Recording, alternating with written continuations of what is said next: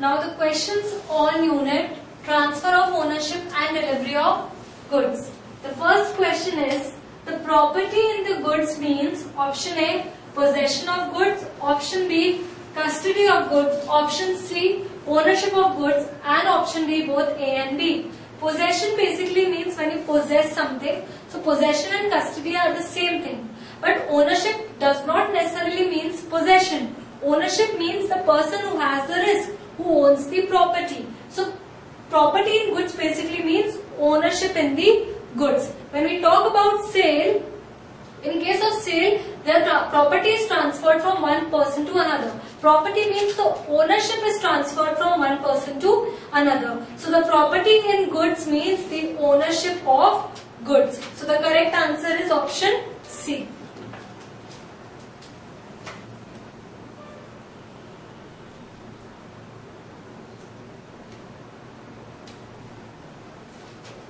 Now question 2.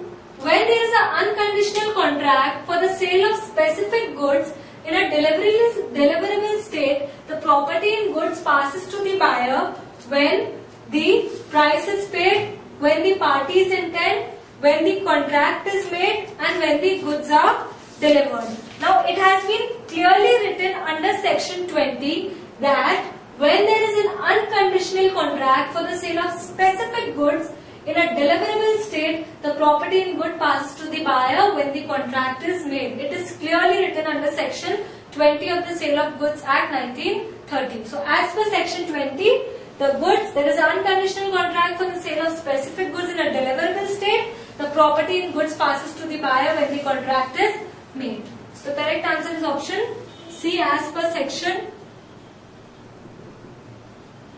20. Next question, question 3rd.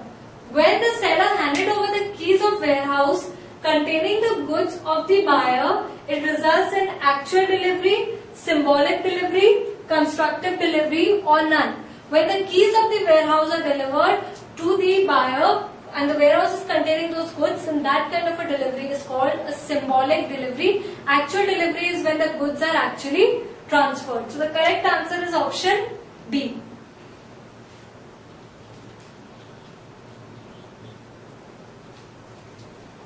Question 4. There is a principle called nemo dot core non-habit, which means option A, a bona fide purchaser is always protected under law. Option B, a finder of goods has the rights of a bailee. No man can transfer a better title than he has, and no man is above law. Option B is correct, that a finder of goods is a bailee. But nemo dot core non-habit does not mean it. Nemo dot core non-habit was given in section 27. This principle means that no man can transfer a better title than what he has. You cannot sell something that you don't own. So nemo dot core non-habit principle means that no one can transfer a better title than he has. Option C.